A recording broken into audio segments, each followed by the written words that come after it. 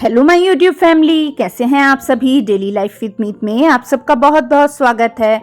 ये है 17 तारीख यानी आज सुबह मॉर्निंग का ही व्लॉग। और बस मैं यहाँ बना रही थी नाश्ता। शरण स्कूल जा चुका था और वो मतलब उपमा तो वो खाता नहीं है, तो वो पाव भाजी टिफ़िन में लेकर गया था और कोको के लिए मैंने पराठे बना दिए थे और बस मैं बना रही थी हमारे लिए यहाँ पर उपमा। और ये भी आ चुके थे और बस मैंने यहाँ पर तेल में कढ़ाई में थोड़ा सा तेल ले लिया, उसमें राई डाल दी, कड़ी लीव्स डाल दिए जो कि हमारे गार्डन के फ्रेश कड़ी लीव्स हैं जिसकी खुशबू बहुत अच्छी आती है।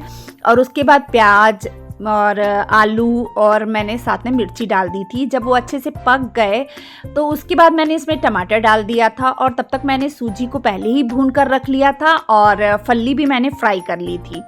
अब टमाटर डालने के बाद मैं इसमें जो अपने जो सूखे मसाले होते हैं ना, नमक, मिर्च, हल्दी, गरम मसाला, ये सब चीज़ें मैं इसमें ऐड कर दूंगी। और जितनी सूजी रहती है उसका 2.5 मैं पानी लेती हूँ। जैसे 1 कटोरी सूजी है तो 2.5 कटोरी मैं उसमें पानी डाल देती हूँ। और मैं हल्दी वाला ही उपमा बनाती हूँ, मुझे शुरू से वही खाने की आदत है और बनाती भी मैं वही हूँ। तो बस मैंने यहाँ पे डाल दिए, फल्ली भी मैंने इसमें ऐड कर दिया और मैं अब इसमें धनिया डाल दूंगी खूब सारा, क्योंकि शरण ने तो खाना नहीं था और हमें सबको धनिया बहुत अच्छा लगता है हम सबको। तो मैंने इसमें धनिया डाल दिया और इसे अच्छे से पका लूँगी। और साथ में बन रही थी अदरक वाली चाय, टेस्टी सी। और उपमा के साथ ना चाय बहुत अच्छी लगती है।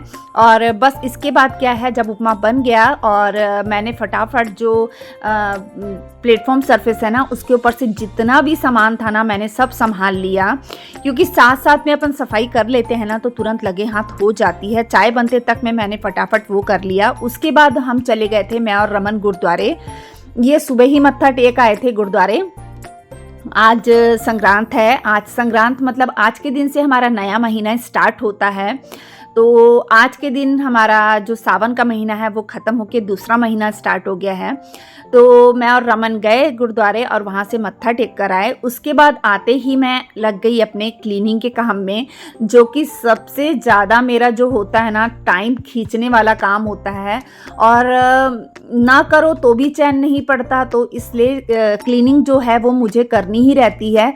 तो पहले मैंने क्लीनिंग नहीं की थी, नाश्ता वगैरह करके हम गुरुद्वारे चले गए थे। वहाँ से आने के बाद मैं फटाफट लग गई हूँ एक एक चीज़ को झाड़ने पोंछने में। जैसे कि मैं रोज़ की मेरी क्लीनिंग एक जैसी ही होती है, झाड़ना पोंछना, हर चीज़ को हटाकर साफ़ करना। तो बस मैं इस तरीके से जो है ना सफाई कर लूँगी। और इसके बाद क्या है ना, मैंने टेबल हटा दिया था यहाँ का। और क्योंकि ना मुझे जो कालीन बिछी है ना वो भी मुझे साफ़ करनी है, तो इसलिए मैंने ना टेबल ऊपर से हटा दिया है। और इधर वाली जो कालीन है ना वो मैंने मतलब इसलिए नहीं हटाई, क्योंकि मतलब टेबल इसलिए नहीं हटाया क्योंकि मैंने जैसे सुबह भी झाड़ू मारती हूँ, शाम को भी झाड़ू पोछा दोनों होता है, सुबह भी झाड़ू पोछा होता है। तो जब शाम को होता है तो जो ये वाला टेबल है ना कांच का, तो ये क्या है मेरे हस्बैंड और रमन मिलके हटा देते हैं, तो इसके नीचे झाड़ू पोछा शाम को हो जाता है। तो इस वजह से मैंने इसे अभी नहीं हटाया है, क्योंकि शाम को फिर जब झाड़ू पोछा होगा तो मैं कर दूंगी। और उधर वाले टेबल हटा के मतलब वो हल्का है तो हट जाता है, तो इसलिए मैंने वहाँ पे कर लिया है। और आज वैक्यूम क्लीनर न चला कर ना मैंने जो ब्रश होता है ना उसको मतलब उससे मैं पूरा साफ़ कर रही हूँ कालीन को। और क्या है ना, हमारा कोको को कोई भी चीज़ मिलती है ना, कोको उससे खेलने लग जाता है। कोको को बहुत पसंद है, कोई भी चीज़ दिख जाएगी बस उसके साथ दौड़ दौड़ के खेलने लग जाएगा। अब ब्रश मैंने उधर साइड में रखा है तो बस वो उसके साथ खेलने लग गया है। अब वो मतलब उसको जो चीज़ मिल जाए ना बस वो मुंह में दबा के उसको लेके दौड़ता रहेगा पूरे घर में और बस यही सब करता रहता है। और बस यहाँ पे जो सफाई का काम है वो मेरा लगभग हो ही गया है। और जो इधर असल में इधर का जो दीवान है ना इसमें ज़्यादा कोई भी नहीं बैठता है, सब इधर के आधे हिस्से में ही बैठते हैं। तो मैं इसे ना आज ऐसे ही सेट कर दूंगी। यहाँ की मतलब बेडशीट जो है ना वो मैं झाड़ कर नहीं बिछाऊंगी। और बाकी चीज़ों को भी मैं साफ़ कर लूँगी। और जो कपड़े हैं वो क्या अभी ज़्यादा निकल नहीं रहे हैं, तो मैंने कपड़े आज अभी धोए नहीं हैं। अगर टाइम मिला तो शाम को घुमा लूँगी। और ये टेबल में भी फ्रूट्स का जो इतना काम हो जाता है ना, फ्रूट्स डेली चेक करने पड़ते हैं, कोई फ्रूट ख़राब तो नहीं हुआ या कुछ, या थोड़े हो जाते हैं तो मैं एक जो है ना बास्केट उसमें कर देती हूँ और दूसरी हटा देती हूँ। तो लीजिए, मेरा टेबल भी पूरा अच्छे से साफ़ हो गया है, डाइनिंग टेबल। और क्लीनिंग करने के बाद में आ गई मैं आज किचन की क्लीनिंग करने के लिए। तो घर के जो काम होते हैं वो तो करने ही रहते हैं, इसके साथ में जो एक्स्ट्रा काम होते हैं मैं वो भी करती हूँ। जैसे कि आज मैंने सोचा था ये पूरी अलमारी जो है ना, ये पूरी मैं साफ़ करूँगी। वैसे मैं इसे बीच बीच में साफ़ करती रहती हूँ, जैसे कभी रात को नींद नहीं आ रही तो किचन में आ जाती हूँ, किचन का कभी कोई हिस्सा साफ़ कर लेती हूँ, या कभी हॉल का कोई हिस्सा साफ़ कर लेती हूँ, या बेडरूम में अलमारियाँ जो हैं उन्हें साफ़ कर लेती हूँ। नींद नहीं आती तो मैं इसी तरह के काम कुछ ना कुछ करती रहती हूँ। तो मैंने सोचा चलो आज एक बार इसे साफ़ कर ही लिया जाए अच्छे से एक बार। तो बस मैं इन डब्बों को निकाल कर इन्हें साफ़ कर लूँगी। पूरे डब्बे मतलब धोऊँगी तो नहीं, क्योंकि मैं जैसे ही डब्बा कोई खाली होता है ना, तो मैं उसी टाइम उसे ना पूरा खाली जैसे ही होता है तो मैं उसे अच्छे से अंदर से धो लेती हूँ और उसके बाद ही उसमें मैं दूसरा सामान डालती हूँ। तो इस वजह से क्या है, मतलब एकदम एक एक डब्बे को मतलब धोने की ज़रूरत नहीं थी, डब्बे मेरे साफ ही थे। तो बस मैं एक एक रैक को साफ करती जाऊंगी और जो डब्बे हैं उन्हें गीले कपड़े से पोंछकर जमाती जाऊंगी।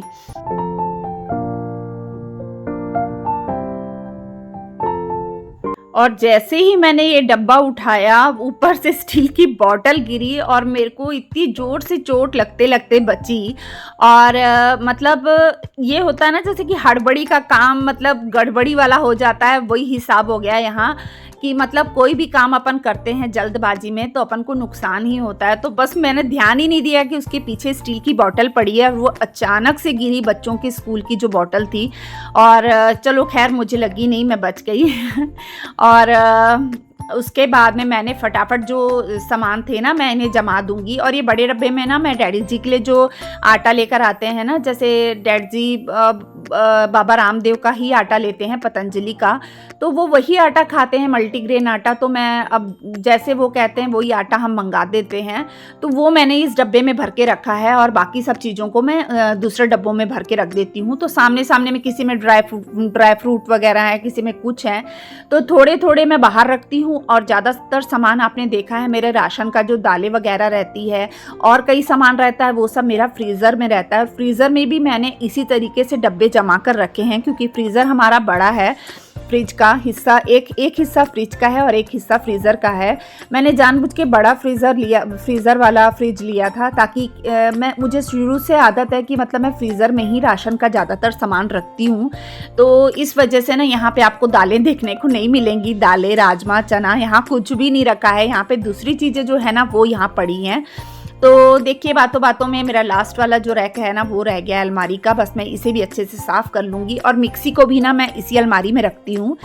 और बस अब मैं इस हिस्से को ना, जैसे वाइट कलर का है तो सनमाइका वाइट कलर का लगा है, तो मैं इसे ना थोड़ा सा सर्फ लगा के साफ़ कर लूँगी और उसके बाद अच्छे से गीले कपड़े से पोंछ दूँगी। और क्योंकि गंदे हाथ लग जाते हैं, वाइट कलर का है, तो बस अब मैंने इसे अच्छे से पोंछ लिया है। अब यहाँ के जो डब्बे हैं ये भी मैं जमा दूँगी। और इसमें मैं आटा रखती हूँ, दूसरा जो जो सिंपल आटा होता है ना वो आटा इसमें रहता है। और बाकी सब चीज़ों को भी मैं जमा दूँगी उनकी जगह पर।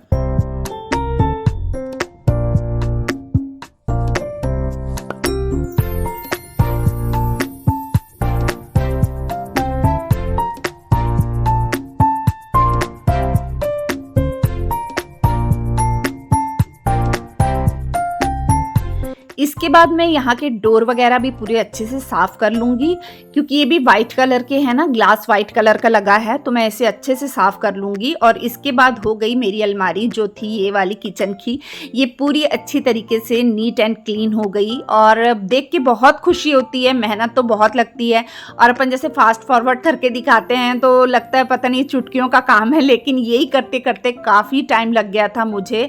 और चलिए ये काम हो गया। इसके बाद बचा था मेरा झाड़ू और पोछा। मैंने जानबूझ के झाड़ू पोछा इसके बाद किया था, क्योंकि किचन जब अपन साफ़ करते हैं तो थोड़ा बहुत कचरा वगैरह नीचे गिर ही जाता है। तो बस मैं यहाँ करने लगी थी झाड़ू। मैंने फटाफट पूरे घर में झाड़ू मार लिया और उसके बाद फिर मैं यहाँ पे पोछा भी मार लूँगी।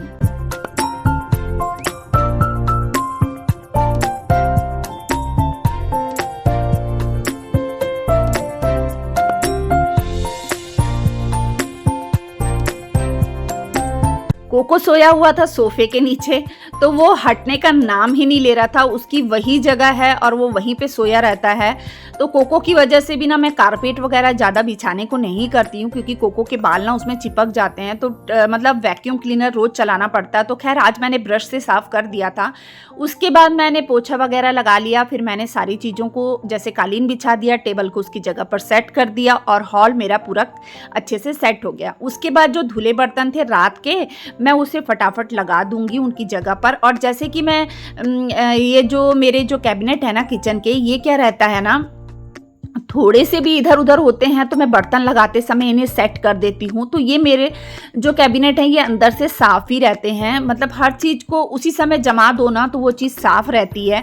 तो इसकी टेंशन मुझे इतनी नहीं रहती है। ये भी मैं बीच बीच में जैसे कि बर्तन ज़्यादा निकल गए हैं या कुछ है तो मैं इन्हें भी साफ़ करती रहती हूँ। किसी दिन कोई मतलब हिस्से का निकाल के, बर्तन निकाल के उसे पोंछ दिया और उसे लगा दिया बर्तनों को। इस तरीके से मैं ऐसे बाँट बाँट के थोड़ा थोड़ा काम करती रहती हूँ। तो लीजिए बज गए 1:45 और मैंने फिर फटाफट भिंडी चढ़ा दी। और भिंडी चढ़ाने के बाद ना जो बर्तन निकले थे नाश्ते के वो भी मैं धो रही हूँ। जब तक भिंडी बनेगी तब तक इधर बर्तन भी धुल जाएंगे। तो इस तरीके से बांट के काम करने से ना मतलब काफ़ी काम अपने हल्के हो जाते हैं। इसके बाद मैं सिंक का एरिया वगैरह पूरा धो लूँगी, वाइपर से पानी खींच के पूरी जगह को सुखा दूँगी। और इसके बाद मैंने करना था ये जो ऊपर डब्बे पड़े रहते हैं ना, इन्हें भी मैंने वॉश करना था आज। तो अब बारी आई इन्हें धोने की। तो इन्हें भी जैसे ही ये खाली होते हैं तो मैं अंदर से इन्हें धो लेती हूँ। तो इस वजह से बस मैं इसमें बाहर सर्फ लगाऊंगी और इन्हें अच्छे से धो लूँगी। इसमें सर्फ लगाने का कारण ये रहता है क्योंकि गैस के एकदम पास में होते हैं तो थोड़ा भी तेल का जैसे कोई भी चीज़ बनाओ तो थोड़ी सी हल्की सी चिपचिपाहट, वैसे इनमें कभी चिपचिपाहट नहीं आती। मैं इन्हें साफ़ करती रहती हूँ। तो और दूसरी बात ये रहती है जैसे मैं खाना बनाती हूँ तो मैं अलग से डब्बों में मसाला भर कर नहीं रखती, इन्हीं से मसाले में यूज़ करती हूँ। तो डेली इसमें हाथ लगता है, इस वजह से मैंने इसे सर्फ से साफ़ किया। और इसके बाद ये वाला हिस्सा भी मैं अच्छे से सर्फ लगा के साफ़ कर लूँगी और उसके बाद गीले कपड़े से पोंछ लूँगी। और अब ये डब्बे जो मैंने धो लूँगी सर्फ लगा के। और इसके बाद पानी से साफ धोने के बाद मैं इसे सुखाकर उसकी जगह पर लगा दूँगी।